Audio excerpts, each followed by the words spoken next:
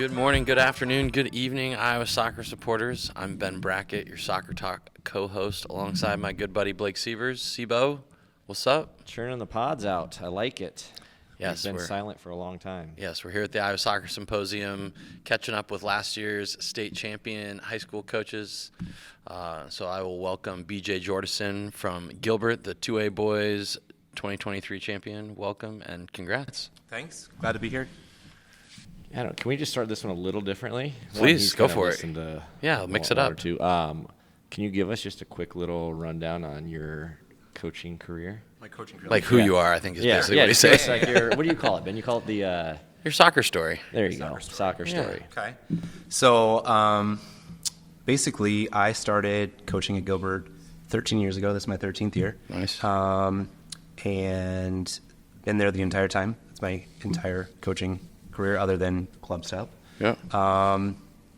We have been pretty successful building the program up. I would say, let me think, 6 out of the last 8 years we've been at state. Yep. So pretty successful. We've got a good group of guys there, and it's been a fun journey so far. Are you an Iowan? Are you from? I am. Yep. So I'm from Gilbert. Okay. Actually, I grew up there. Went away. I'm actually a physician. Okay. So went to, Dr. Jordison. Yes. I presume. Went to undergrad and then medical school, residency. Came back. I work in Ames as a physician. Cool. And then I coach on the side. All right. What kind? No big deal. Yeah. What kind of what kind of work? Like what kind of doctor? Family practice. Okay. Yeah. So I spend most of my time in the clinic. Very good. Okay. So Gilbert, you would qualify as a large small school currently. I think middle small school. Okay. So we're like right in the middle of 2A. All right. Okay. So would you have been 1A before when they? Correct. Yep. Okay. So you We would've bumped been a up. very big 1A. At So the you time. moved Gotcha. up when this big reclassification Yep. came. How's that been? Well, clearly well because Yes. you ended up on top. It's been good. Gilbert, we started with kind of our success when we were a big, really small school, and continued with that. I think when we first went to 2A, we went to state that next year as well. So it was a pretty good transition for us. So I can't really complain about it. There must be a decent little soccer culture in Gilbert because you guys are having success. Girls on the boys' too. side, the girls obviously is as well. So talk about just that little piece of how you guys all kind of. I would say Gilbert and kind of that northern Ames area where we kind of draw from is pretty soccer heavy. It's a place where there's a lot of emphasis on youth stuff. We may not get the highest of quality in regards to going down to the VSAs and Sportings and things like that. But there's a lot of interest in playing youth soccer in that area, and we have a lot of good athletes. A lot of kids that we get from other sports as well to come play soccer, which is really necessary in a small school. Yeah, I was going to say, when I've watched you guys the past couple of years, you definitely have some players, but then you also have some guys that look like maybe soccer's not their main sport. They're athletic. yes, they are beasts, and they just they get around and they make it hard for the other team. So And you've seen our back line for the last few yeah, years. they're We've just got, monsters. 6'3", 6'4" guys that are just extremely athletic. Soccer's probably not their foot skills are probably not their best attribute, but That's all right. There wasn't a way for us either, so it's cool. but they have good athletic IQ, I say, and they know how to deal Good with sportsmen. space. Yeah, Yes. and do what's asked of them, and that's really all we can ask for. So. Cool. So give us so that kind of got a little background more on Gilbert, even though you guys are Story County. Yeah, Story County. So Yeah.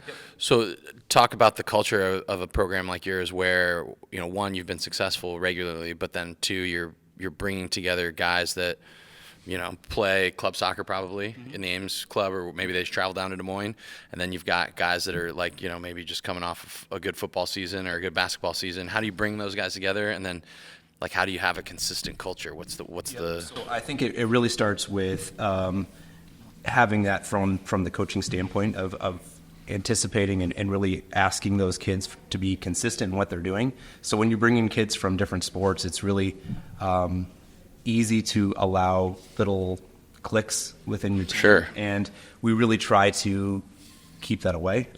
We try to do a lot of stuff together as a team, even in the off season, trying to get together and hanging out and keeping their mind on soccer, even though they may be in the middle of football season or basketball season or things like that. So it can be a challenge at times, working with other coaches and trying to share those athletes. But I think we do a pretty decent job at Gilbert in regards to that.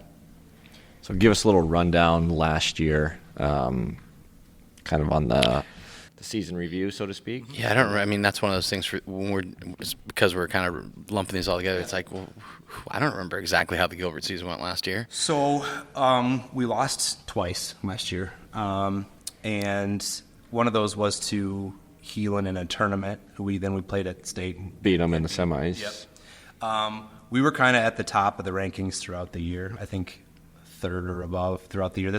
We were supposed to be pretty good last year. Yeah. And consistently throughout the year, we played well. I would say the turning point where we really kind of got galvanized together, we played a tournament over Nevada and beat Hoover, played Marshalltown as well, beat them. And those are big wins, yeah, especially for a 2. I mean, because that's Marshalltown's 4A. Yeah, at the time, Hoover's top of 3A. Hoover was 1 and 3A Yeah. at the time, and Nevada was 3rd or 4th in 2A at the time. And Wow. that was all in one day. And I think it kind of really brought us together and said, you know what, we can kind of make some splash. That's a big day. Yeah, big day.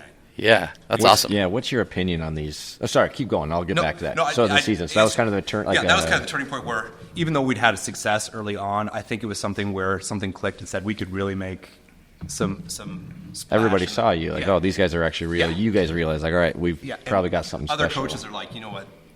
Like, wow, you guys are legit. good. Yeah, This for is sure. Something you can do, and that really helped with the confidence of the team. And I think moving forward, as coaches, we can tell them everything, but they kind of need that external. 16 to 18. Yeah, of course, of course. What were you going to ask his opinion on, Siberz? What's your opinion on these tournament? The one day. Yeah, the one day. Tournaments, festivals, whatever people want to call them. Yep. I'm really trying to get away from those 3 games in one day. It's a tough. It's a big day when you win all your games, but it's a big day physically for those kids. And it really drags you down for probably a week afterwards. Sure. You're not back to and the season doesn't stop. You're still going even after that. Yeah, it's not 3 games in a day and then you get You're a week off for a off. It's week. like, and you have another game Tuesday. And it's not 3 games that are low emotion either. These are high level games, and so it really gets to them sometimes. And I think the max should be 2. I think even I would appreciate it if we would go like the Friday Saturday. If you're Sure. gonna do 2 and have that be one date instead of having them all at the same time. Because right now it's 2 dates. That's 2 different dates, but I think they're trying to make that so that it could be one date, even though if it's smart for the student athlete Yes, at the absolutely. end of the day. Yeah. Or just expand the schedule to give 2 dates. If you want to keep it as 2 dates, just add another date to that. I agree. Yeah, and the middle or the first part of May, it could be 95 degrees out in 3 games. I mean, that's Oof. Yeah, for real. So what's the plan for the spring 24? You guys. Did you guys lose a lot of seniors? So we lost 4 starters and I think 8 off of varsity. We should. It's not bad, really. We should really bring back some pretty decent talent. I'm not sure how deep we're going to be with the new kids coming in. We've got quite a few freshmen. Still trying to figure out where they kind of. Yeah. How do you ingrain those young kids to get in the mix? I remember that being like a big jump when like being 14 and then all of a sudden you're playing with 18-year-olds. The biggest thing is we try to bring them in early, open fields, open gyms, things like that. Allow them to kind of feel the pace because it's different. It's different. Physicality is different. All that stuff is different. And then It's got to be intimidating for them too. You're like, oh, state champion team. Like, here I come. I'm just out of 8th grade. we try to minimize that as much as possible. Come on out, play with us, and really try to get those older guys to bring them along with them. Take them home after or whatever. Yeah, the case may for be. sure. No, that was huge when at that age. To include them. So really helps a lot. And you guys had a couple decent. I was just looking like a couple of young boys played some significant minutes. Obviously, you guys will need them to grow that role. They'll need to step up a little bit. Yeah, absolutely. How do you, like, is that something we were talking about this with one of the other coaches about just like, there's not a ton of time to like make a kid a better ball striker or have him have a better first touch.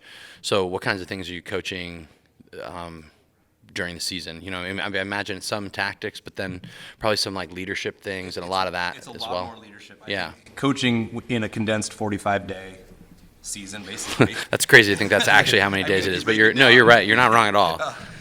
You can't do a whole lot of the, here's my touches, here's my thing.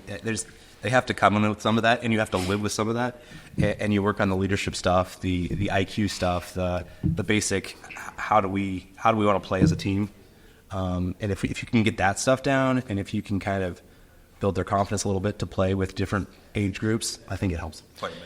And do you change things from year to year, or is it try to like just get incrementally better every year and kind of have the same themes? When we've been the most consistent, we've been able to keep things pretty much the same, and just kind of tweak a little bit. That helps when you've had sophomores, juniors, seniors all play together. At times we've had to, with small school, we have to get the best players out there. That means formation changes. That means things like that, just so that you can be competitive. Because, like I tell people, in Iowa high school soccer, all of those games count. I know at the end it really counts, but seedings and rankings and things like that all play later. So you have to play well throughout the season. So how do you balance that, or is that something you're having to constantly balance? Because to me it seems like you want to win at the beginning of the season, but you really have to make sure that you've got everybody experienced enough and everybody's on the same page by the end of the season, when it's really like, hey, we need everybody to be able to be on the same page for this. I definitely look at it as a ramp. So you start down here. These games are important, but these are really, really important. So Yeah. how do you build towards that? I think the more Good to learn the lessons early in the season. Yes, and that's why at Gilbert, we try to play bigger schools. I mean, that's our biggest thing. We try to put ourselves in situations where we're not used to that. We want to play the Ubers of the world and things like that who challenge us and make us have to think through things. Because those are things you can't replicate all the time in practice. Is that a struggle? Seems not. Bigger schools not playing you guys because of the new ranking system. Absolutely. All right, get your pitch out here. Some people listen to I also think I heard that Valley was having trouble getting some games. Really? So see if they want to. If you want to go bully him around, tell us. I saw Dowling put some stuff out there too, looking for some games. Tell us you'll come down and bully him around a little bit. And getting bullied sometimes your team needs that. I mean, playing those big guys and showing where you're at, you need to work on this to get better. And for some of those other bigger teams too, it gives them an opportunity to rest their squad a little bit, and their top player maybe doesn't need to play against the 2A team, but there's some young kids that could get some great experience. And there's so many games. And the thing is we may not be top of 4A quality in regards to that, but we're going to give you a good game. Yeah. You're a state champion team. I mean, you may come out victorious. You may not get as much as you wanted out of it, but we're both benefiting from that. Yeah. We've talked about it. Some year we're going to have a 1A, 2A, 3A, 4A, all the champions come together. Yeah. Love it. We'll figure that out. Yeah, just trying to figure out, again, but the 4A schools won't play. Your same issue, right? It hurts our ranking, it hurts our ELO thing. And it used to be even worse, because when your seeding came into state, it was you get 3 points for beating a 3A team, 2 points for a 2A team. Sure. And so you wanted as many points as you had. Why would I play a 1A school? Right. Yeah. I mean, that even if I get a win, I get 1 point. Yeah.